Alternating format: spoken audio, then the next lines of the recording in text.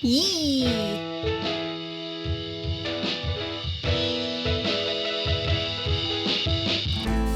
Hey guys, Tiffany here. I'm excited to be back with you. If you are new to the community, welcome. I am the owner of Tiffany Gordon Cosplay LLC, which is a company that focuses on costume and prop fabrication as well as education, and would love to have you as part of our cosplay building community. So like this video and subscribe to the channel. I'm really excited to bring you another sewing tutorial, and this one is specifically for Mau Mau and the shirt. And I'll have another one for the skirt later, so make sure to check out my channel for that one if you're interested. But this one's gonna be specifically over the shirt and how to sew all of it together. And let's begin. And here are all of the tools and materials that I used for making the shirt, and I'll have a link to everything in the description. And we're going to be following my pattern for this tutorial, which is available on my website, tiffanygordoncosplay.com, link in the description. And you can use any type of fabric that you want, but I specifically got fabric from Joann's, which was for the blue silky solid peach skin fabric. For the hot pink fabric, it was Hot Pink Shiny Charmeuse. And then for the purple fabric, it was solid crinkle rayon fabric. And to first start off, let's talk about the pink shirt. And these are going to be parts M, N, and O on my pattern, and you're going to want to trace them onto your fabric and then cut out. And each of these pieces will need to be sewn to their self first, so you will need to pin them and then go to your sewing machine to start stitching. Starting with our basic straight stitch, and then we are going to go back afterwards with our overcasting stitch to lock all our fabric in place so we don't have any fray fabric later. Then you will want to pin each of the pieces together and sew them together to make one piece. And again, we're going to start with our straight stitch followed by our overcasting stitch. And I based this pattern off of the figurine and less off of the anime or manga version. And in the figurine, there was a clear line underneath that had kind of a trim for it as well as a ribbon. And for this, I wanted it to be noticeable. So I ended up getting some double-sided bias tape and I pinned it to the bottom part first, and then went to my sewing machine and sewed it with a straight stitch. And the top part has more of a V shape, so this one's going to be a little bit tricky, but I ended up getting the double-sided bias tape, cut it in half, and then I kind of did my measurement to get the correct angle to where I could get that exact V for my bias tape, and pinned it together and sewed the bias tape together first so it would be that V shape. And then I went back and pinned it to my fabric and sewing it to the shirt with a straight stitch as well. And as I mentioned earlier, there is a ribbon on this part, two little pieces of bunny ear bows. And for this, I just got my double-sided bias tape and I ended up using a lightning bolt stitch and closed off either side so that way it looked the same. And afterwards, I folded it into the two bunny ear shape that I wanted, as well as the knot part, and did little tack stitches so it would always be in this position. And then did another tack stitch to the shirt to complete this part of our pink shirt.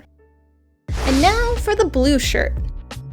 And just like for the pink shirt, you're going to want to put these pieces, which for my pattern are A, B, and C, onto your blue fabric, trace and cut out. But before going to our sewing machine to start sewing pieces together, there are actually a few detail flower purple parts for this shirt. And I wanted to make it so they were more three-dimensional, and I ended up getting my purple fabric and applying glue to some scrap leather that I had for my Glowforge, and attached the fabric onto it and laser cut the designs out. Now, if you don't have a laser cutter, it's totally fine. You can either use a Cricut to cut this out of fabric, or you can just cut out some purple felt, or you can just embroider this design onto the shirt. There's a few different options you can do, but this was just how I found it to be the most easiest. And for attaching them, since technically under this fabric for me, it was leather, I like to use my favorite type of fabric glue, which is actually called Leather Weld. And it dries clear and it's really nice and has a good adhesion point for surfaces together. So I applied it to the back of the leather and attached it where I wanted it on the shirt. Then after waiting about 10-15 minutes for the glue to dry, it is time to go back to sewing. And for each of these 3 pieces of the blue shirt, you will need to pin it to itself and sew it. Again, starting with our straight stitch and finishing off with our overcasting stitch. And I forgot to film it, but you will want to pin each of these pieces together now, so that way the 3 pieces can become one, and sew it together. Again, straight stitch and then overcasting stitch. And this blue shirt has a purple ruffle on both the top and the bottom portion of it. And for this, I do have 2 parts of my pattern, which are D and E, which will identify if it is the top or the bottom portion, and you will want to cut this out of fabric. Then fold it in half and you will want to sew it together with a straight stitch.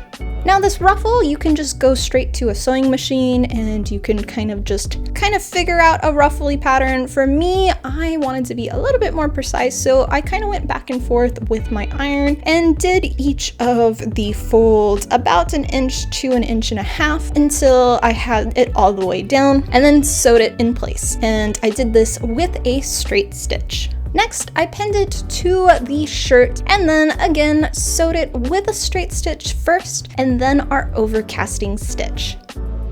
Now you can finish at this point, but for me, the ruffle will then kind of be a little bit more loosey-goosey, especially on the top, and I wanted it to be permanent and stick up a little bit more. So I ended up pinning it where the seam would face the blue part of the fabric, and I sewed that flat using a straight stitch. This will help the ruffle stay in that position, and that would then complete our blue shirt. Now for connecting the 2 shirts together. And I found that connecting these 2 shirts together saved fabric as well as it made it where it was a little less hot. But you can have these as 2 separate pieces. You will just need to cut out a second part of the sleeve for the blue part. But I'm gonna go over how I did this version instead. Now the pink and the blue shirt should perfectly align, and for this I started by pinning where the armhole was, and the seams for both the top and the bottom part should align to both fabric parts. So pin those together, as well as you're going to pin the pink part to the blue part at the very edge where our zipper will go later on. Then back to our sewing machine, where we're going to first start with our straight stitch, and you guessed it, our overcasting stitch to finish out these. And moving right along to the zipper. And the first step that we're going to do is actually pin the 2 parts of the back together, and we're going to do a single straight stitch. And at the time when I was making this, my Joann store didn't have a close color for a zipper whatsoever, and I was on a con crunch, so I couldn't order it from Amazon. So I got a peach color zipper, which kind of worked, I guess. And this was just a normal separating zipper. I would have preferred an invisible zipper, but you work with what you got. And next, we're actually going to end up ironing this part seam separating, so both of the seams should face towards the outer part, laying flat. This will give us a spot that we can lay our zipper onto. And your zipper we're going to be laying upside down, so the pulley tab should actually be facing towards the fabric, and then pin it to the fabric. And the goal of this is to pin your zipper where the zipper teeth are as close to the center where that stitch was that we sewed the 2 shirt parts together, and then to our sewing machine. And this time we're going to be changing out our foot to our sewing machine, and we're going to be changing it to a zipper foot, and sewed it with a straight stitch in both directions. After that, grab your seam ripper, and you're going to actually be removing the seam that we did earlier down the center. And if you did it correctly, you will be able to pull your zipper the zipper tongue all the way back and forth, and your zipper should be functional. Now on to the last part of the shirt, which is the sleeves.